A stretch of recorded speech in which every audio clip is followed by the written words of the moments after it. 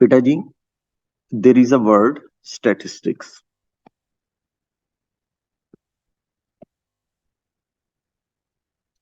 There are total 10 letters.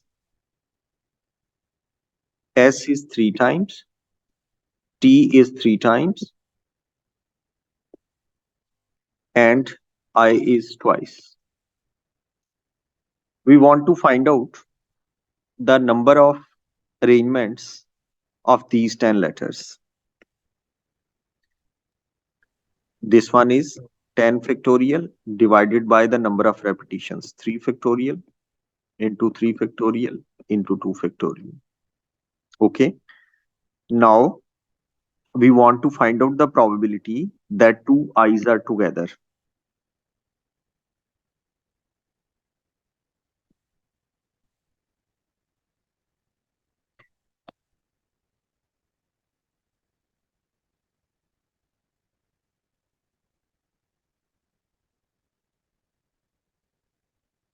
Two i's are together.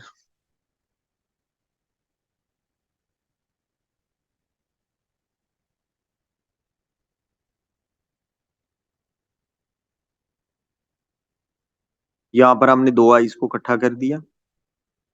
1 2 3 1 2 3 4 5 6 7 8 and this combined box is ninth one. 9 factorial into, अब ये जो combined box है to ice वाला, इसकी arrangements क्या है? 2 factorial divided by 3 factorial into 3 factorial into 2 factorial. ये हमने क्योंकि प्रोबेबिलिटी निकालनी है, इसलिए इस इवेंट की प्रोबेबिलिटी कि that two I's are together is equal to 9 factorial into 2 factorial divided by 3 factorial into 3 factorial into 2 factorial and 10 factorial.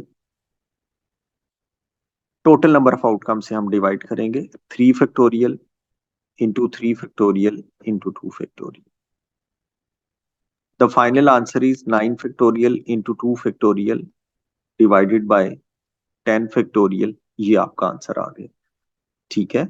अब ये देखें, अब ये देखें बेटा कि जब हमने प्रोबेबिलिटी निकालनी है तो जो सेम, जिसे कहते हैं कि एलिमेंट्स थे जिनके फैक्टोरियल से हमने डिवाइड किया है, जो सेम एलिमेंट्स थे जिनके फैक्टोरियल से हमने डिवाइड किया है, अगर हम उससे डिवाइड करें या ना करें तो कोई फर्क नहीं पड़ता क्योंकि वो आपस में कैंसिल आउट हो जाते हैं.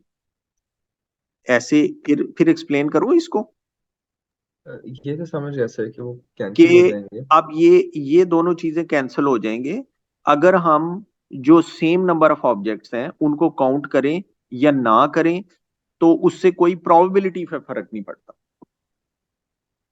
सही. जी तो सर मैं अब जब हम जी जी जी बोलें. जी तो सर मैं यही पूछ रहा था, इसमें तो हमने इग्नोर कर दिया, तो उसमें हम ए और टी की वैल्यू क्यों ले रहे हैं? फिर इग्नोर नहीं मैं करना मैं चाहिए? नहीं नहीं, हमने जो वो डिवीजन है उसको इग्नोर करना है. जो सेम नंबर ऑफ एलिमेंट्स की वजह से जो हमने 3 फैक्टोरियल 2 फैक्टोरियल से डिवाइड किया है, फेवरेबल आउटकम्स में भी और टोटल आउटकम्स में, उसको इग्नोर करना है हम. आप ये वो तो सर देखेंगे पिछले क्वेश्चन में भी हमने इग्नोर किया था. कौन से वाले क्वेश्चन में. इससे पहले जो क्वेश्चन था जिसमें हमने सिर्फ ब्लैंक स्पेसेस लिए थे, उसमें भी हमने डिवाइड तो नहीं किया था किसी से. इस वाले में हम देखें, नहीं सर, इसके अंदर देखें, बात सुने. पिछले पेपर पे था कॉम्बिनेशन उसमें. के क्वेश्चन में, कॉम्बिनेशन के क्वेश्चन में हम जो रिपीटेड लेटर्स को कॉम्बिनेशन में किस तरह डील करते हैं, हम इस तरह डील करते हैं कि जो रिपीटेड लेटर्स हैं उनके ऊपर हम कॉम्बिनेशन नहीं लगाते. ऐसे ही करते हैं ना. जी जी, मैं यही कह रहा था. हाँ.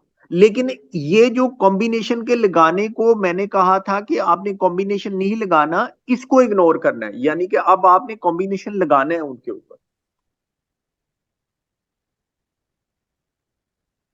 अब तो फिर आपने उनके ऊपर कॉम्बिनेशन लगाना है.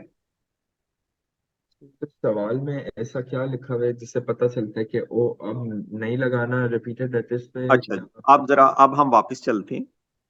वापस चलते हैं इसी क्वेश्चन के ऊपर।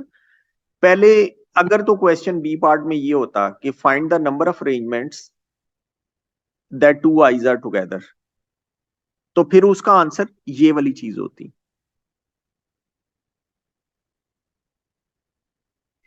लेकिन अब हमें 3 फैक्टोरियल 3 फैक्टोरियल 2 फैक्टोरियल से डिवाइड करना पड़ेगा हर सूरत में। अब क्योंकि क्वेश्चन में लिखा हुआ है प्रोबेबिलिटी, जब प्रोबेबिलिटी होगी तो ये फेवरेबल आउटकम से भी डिवाइड होगा, ये हुआ है। और जब फेवरेबल आउटकम से डिवाइड होगा तो फिर जो 3 फैक्टोरियल 2 फैक्टोरियल है वो 2 दफा आ जाएगा, डिनोमिनेटर में भी न्यूमिनेटर में भी, वो आपस में कैंसिल आउट हो जाएगा प्रोबेबिलिटी के केस में। अब इस क्वेश्चन में देखें, इस क्वेश्चन में अगर वो कहता कि 5 letters are selected at random from 9 letters in the word activated, अब वो कहता है कि फाइंड द प्रोबेबिलिटी, अगर वो ये कहता है ना कि find the number of ways in which 4 letters can be selected and the selection does not contain more t's than a's, तो फिर हम पुराने वाले तरीके से ही करते हैं अगर हमने नंबर ऑफ सिलेक्शंस निकालनी है। अब हमने नंबर ऑफ सिलेक्शंस नहीं, हमने प्रोबेबिलिटी निकालनी है। जब हमने प्रोबेबिलिटी निकालनी है तो फिर हमने जो जो है ना, जो हमने एक रूल बनाया था कि जो सेम ऑब्जेक्ट्स हैं, जो आइडेंटिकल ऑब्जेक्ट्स हैं, उनके ऊपर कॉम्बिनेशन नहीं लगाना, रिपीटेड लेटर्स के ऊपर कॉम्बिनेशन नहीं लगाना, वो फिर हमने उसको थोड़ी देर के लिए साइड पे रख देना है, फिर हम उस पर भी कॉम्बिनेशन लगाएंगे। उसका फायदा क्या होगा, उसका फायदा क्या होगा मैं आपको बताता हूँ। पहले हम खैर इसके फाइंड आउट करते हैं। कहता है कि no, not more than, not contain more T's than E's. ठीक है जी, ए कितने हैं, 2 हैं, टी कितने हैं, 2 हैं। अब हम क्या करते हैं, 0 ए 0 टी कर लेते हैं। 0 ए 0 टी, 0 ए 0 टी का केस बनेगा कि नहीं बनेगा? जी सर।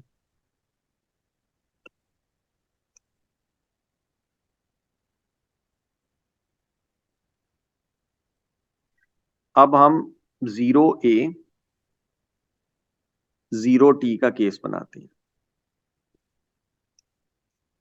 तो 1 2 3 4 5, टोटल कितने लेटर्स हैं, 5। बीच में से 2 ए 2 टी निकल गए, तो बाकी कितने रह गए, 5। तो 5 में से हम 5 ही 5 सिलेक्ट से 5। करते हैं। अब हम केस ठीक बनाते है। हैं, 0 ए 1 टी नहीं बन सकता, क्योंकि 0 ए 1 टी करेंगे तो टी ज्यादा हो जाएंगे। टी क्या होने चाहिए, ए से ज्यादा नहीं 60। होने चाहिए, बराबर हो सकते हैं। अब हम 1 ए और 0 टी का केस बनाते हैं। ठीक है, एक ए आ ठीक है गया, सर। 4 अदर लेटर्स आ गए। अब क्योंकि प्रोबेबिलिटी का क्वेश्चन है, इसलिए हम इस ए के ऊपर भी कॉम्बिनेशन लगाएंगे। 2C1 into, for the 4 empty spaces we will apply 5C4। अब ये सर मैं समझ रहा हूँ सवाल, कि मैं सारे वो केसेस भी समझ आ गए मुझे। अब आगे चलने, ये देख लें पूरा। अब हम करते हैं 1 ए 1 T, 1 A 1 T.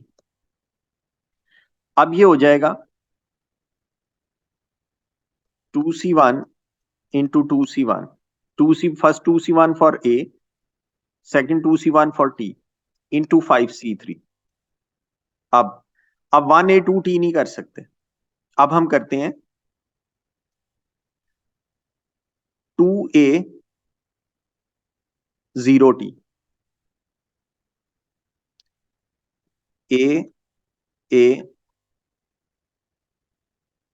2C2 for 2 S, और टी कोई नहीं है, 2C0 लिख लें या ना लिखें कोई फर्क नहीं पड़ता, into 5C3।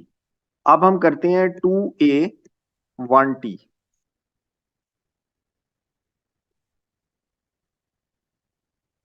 2C2 into, for 1 T 2C1 into 5C2।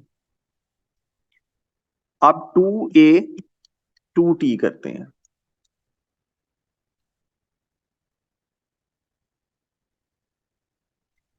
2C2 for 2A's, 2C2 for 2T's and 5C1 for 1 empty spaces। अब टोटल आउटकम्स कितनी बन गई? 5C5 कितना होता है? 1, ये 10, फिर ये 40, 5C3 10, 2 इंटू 10 20, देख लीजिएगा कोई कैलकुलेशन मिस्टेक ना हो जाएगी। 5। द टोटल आंसर इज 6 होना चाहिए मेरे ख्याल से। कहाँ पे? इसका जी 86 ही है टोटल। 86 is the total. अब ये देखें कि हमने प्रोबेबिलिटी निकालनी है इस इवेंट की। अब हमारे पास फेवरेबल आउटकम्स आ गई हैं 86 और टोटल नंबर ऑफ आउटकम्स क्या है? 9C5। अब ये देखें कि अगर हम ये काम नहीं करते, कॉम्बिनेशन नहीं यूज करते, आप ऊपर वाले तरीके से करते हो कि जो हमारा पुराना तरीका कार था कि हम जिसमें रिपीटेड लेटर्स पर कॉम्बिनेशन नहीं लगाते, तो फिर जब हमें टोटल नंबर ऑफ आउटकम्स निकालनी थी एक्टिवेटेड में, जब टोटल नंबर ऑफ आउटकम्स निकालनी है,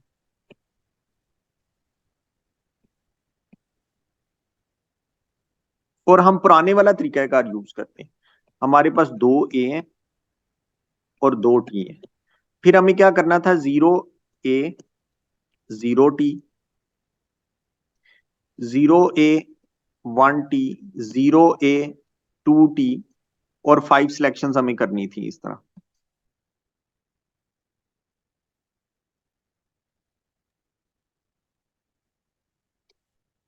फिर 1A 0T, फिर 1A, क्योंकि हमें खुद केसेस बनाने पड़ते हैं इसके अंदर रिपीटेड लेटर्स के, जो कॉम्बिनेशन के अंदर लेटर्स रिपीट करते हैं। 1A 1T, 1A 2T, फिर 2A 0T, 2A 1T, 2A 2T। ये सारे केसेस जब हम निकालेंगे, इसकी आउटकम्स निकालेंगे, तो ये इतनी ज्यादा जिसे कहते हैं कि आउटकम्स बनती हैं। इस सारे टाइम को सेव करने के लिए, यानी कि ये टोटल नंबर ऑफ आउटकम्स बनेंगी when 5 letters are selected from the word activated. तो इस सारी जिसे कहते हैं कि टाइम वेस्टिंग प्रोसेस से बचने के लिए हमने क्या किया कि जो रिपीटेड लेटर्स हैं उन पर भी कॉम्बिनेशन लगा लिया, और जब हम 9C5 किया तो उस वक्त भी हमने जो है वो रिपीटेड लेटर्स पर कॉम्बिनेशन लगा लिया। तो वो सारा काम करने की बजाय सिर्फ 9C5 से ही हमारे पास total number of arrangements, total number of selections आ रहे when 5 letters are selected from the word activated. ये वजह है। फिर बताऊं? ठीक है सर, मैं समझ गया, मेरा कॉन्सेप्ट भी इसका काफी क्लियर हो गया। और जो हम इसमें कॉम्बिनेशंस यूज ही इसलिए करते हैं क्योंकि वरना परम्यूटेशंस में बहुत टाइम लगता है, तो हमने कॉम्बिनेशंस, ऊपर सारी। जब जो हम कॉम्बिनेशंस बनाते हैं ना, टोटल नंबर ऑफ कॉम्बिनेशंस बनाएंगे, वो देखें उसमें इतने ज्यादा, 1 2 3 4 5 6 7 8 9 केसेस हमें बनाना पड़ा। उन 9 केसेस को अवॉइड करने के लिए हम क्या करते हैं? ये काउंट कर लेते हैं, हमारी वर्किंग जो है वो मिनिमाइज हो जाती है। हम उन पर जो रिपीटेड लेटर्स हैं उन पर भी कॉम्बिनेशन लगा लेते हैं और हमारी जो वर्किंग है वो मिनिमाइज हो जाती है।